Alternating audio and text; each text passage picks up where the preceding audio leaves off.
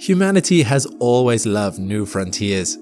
In the 16th century, when Christopher Columbus first sailed to America, thousands of Europeans embarked on a perilous 6-month voyage across dangerous oceans to follow him. When they arrived, they knew that there would be none of the trappings of European civilization waiting for them. They would have to farm, build shelters, and work hard just to survive. Many didn't make it, either dying in the crossing or in the years after arrival. But it didn't stop more from coming. It couldn't. The call of the new frontier was too strong. Fast forward to the 21st century, and before us lies a new frontier: space. Despite its beauty, it is the most hostile environment imaginable. Space will burn you to death. It will freeze you. Its radiation will kill you.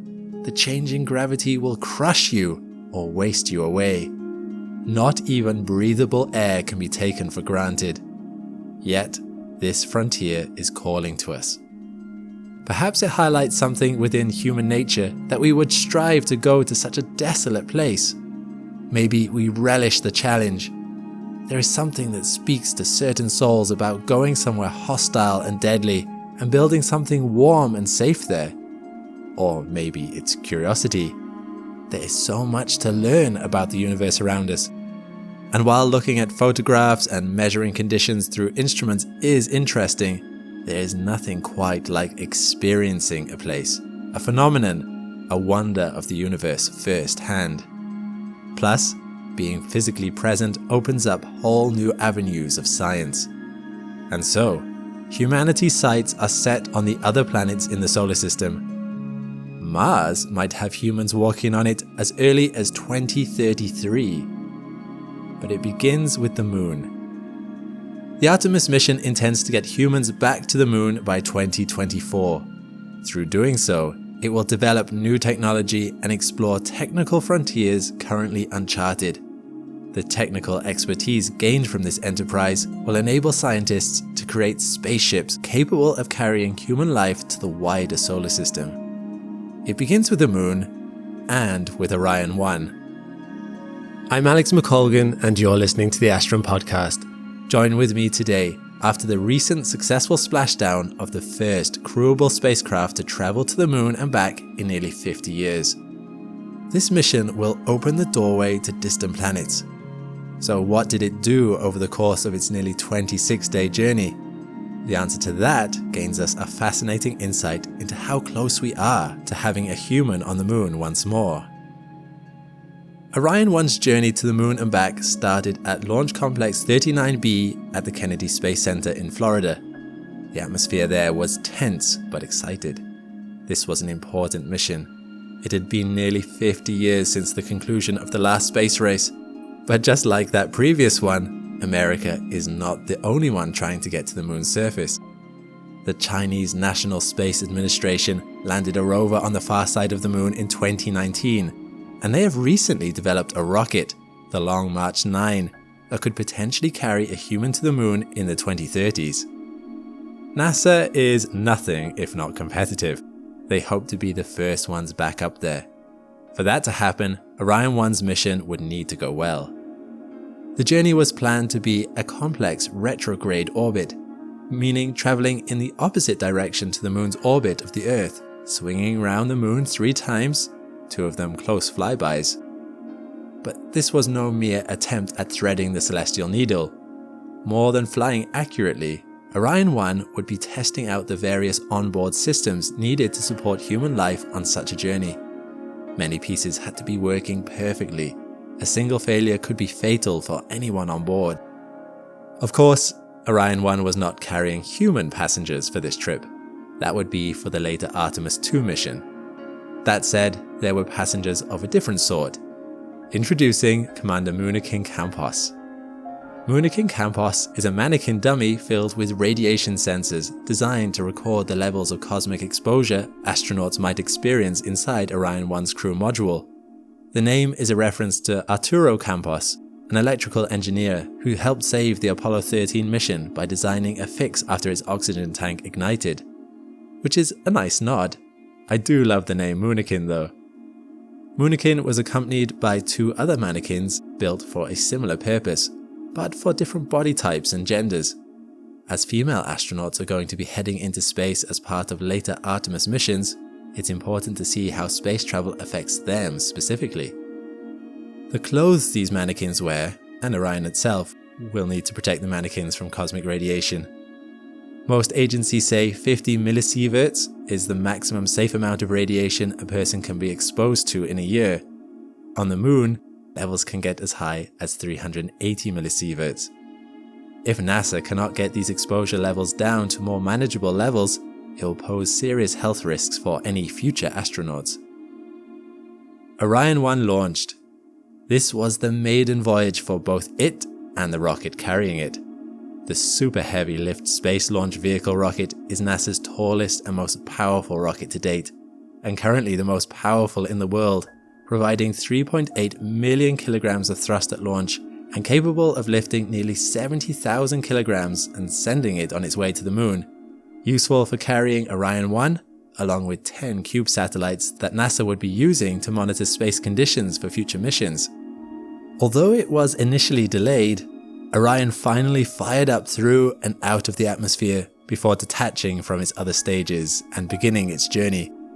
And as a personal side note, I have never seen a rocket launch like this one. The power you can see through the video is simply incredible.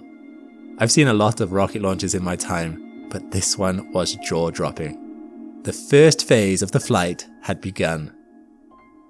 It would take 4 days to get to the Moon, but NASA had no intention of wasting the time. Immediately, on the very first day of space travel, they started to test. And surprisingly, this meant it was time to activate Alexa. Yes, that Alexa. Alexa made it on board as part of a collaboration with companies Amazon, Cisco, and Lockheed Martin, as part of Orion 1's Callisto payload. This payload is a suite of video conferencing and voice command technology paid for by the companies, as an attempt to prove how useful such software could be as part of NASA's initiatives. Technicians on Earth were able to call Orion 1 and speak to Alexa, getting her to access information on telemetry and flight status. It's an intriguing use of the technology being showcased. One day, just like in sci-fi, perhaps all of spaceship control will be voice activated. On the 3rd day of Orion 1's journey, once some course adjustments had been made and it was well on its way towards the Moon, Orion 1 performed a visual examination of itself. There was always the risk of micrometeors hitting Orion 1's surface, and taking these photos would allow NASA to confirm the extent of the damages caused by this potential cosmic threat. It was a reminder of one of the potential dangers Orion 1 would face. Fortunately, while results are still being analysed, it seems that micrometeor impact damage was minimal on this trip. In those first days of travel, Orion 1 took images of the planet Earth, shrinking the further from it the spacecraft travelled. It also started looking ahead. This first lunar flyby was an important one. Orion 1 would be travelling over sites visited by its predecessors, such as Tranquility Base, where Apollo 11 landed, or the sites of Apollo 12 and Apollo 14. Travelling close to the lunar surface would be a good dry run, excellent practice for any future missions where they need to drop off cargo or personnel. However, it also demonstrated one of the most important, repeatedly tested aspects of Orion 1's flight, its autonomy. For 15 minutes, the Moon's mass would block out communication with Earth. NASA is deeply concerned with astronaut safety. As such, they have worked hard on developing backup systems into Orion 1 for what would happen if ever Orion 1 lost contact with Earth and had to navigate on its own. You can't just access Google Maps when you're traveling 8,210 kilometers an hour, over 370,000 kilometers from Earth. Although they did test GPS connectivity while they were on this mission, just in case. Like sailors traveling across the seas in ancient times, Orion 1 would need a compass to help it find its way. Its method for doing this was actually very like those sailors. Orion 1 can navigate by using the stars.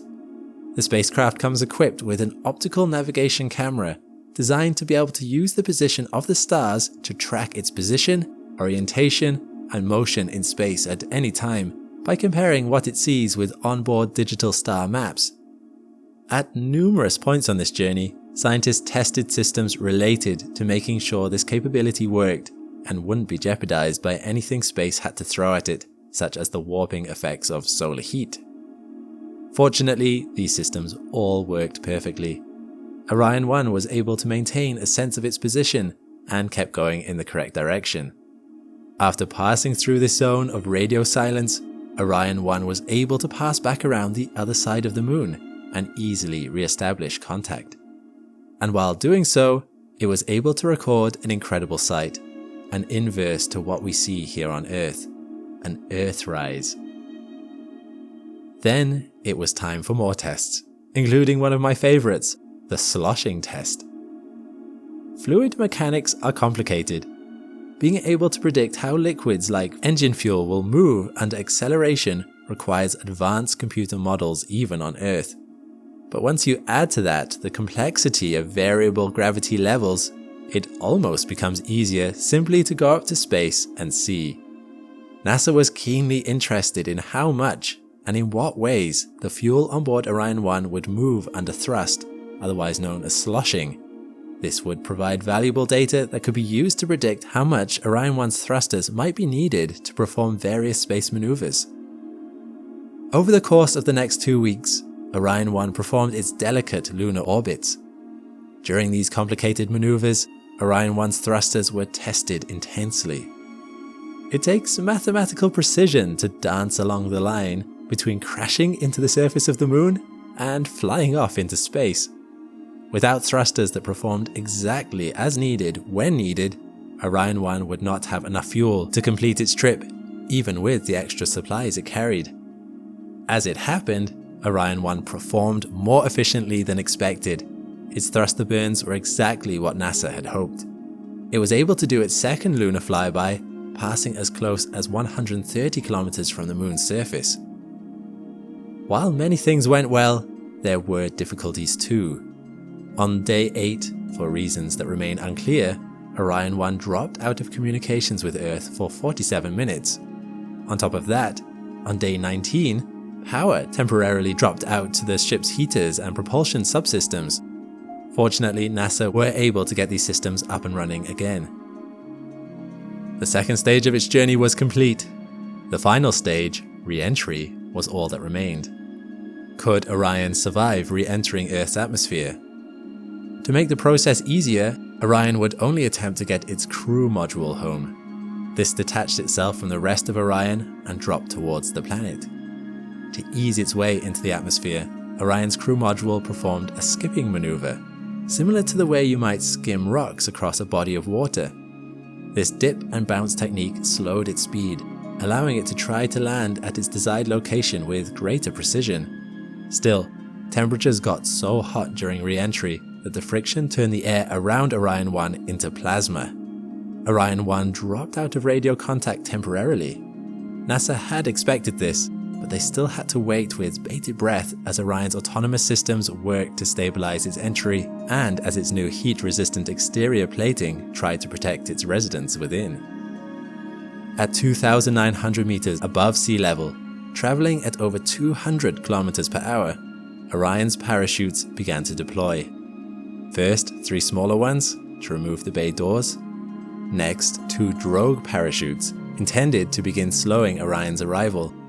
And a minute later, the main parachute.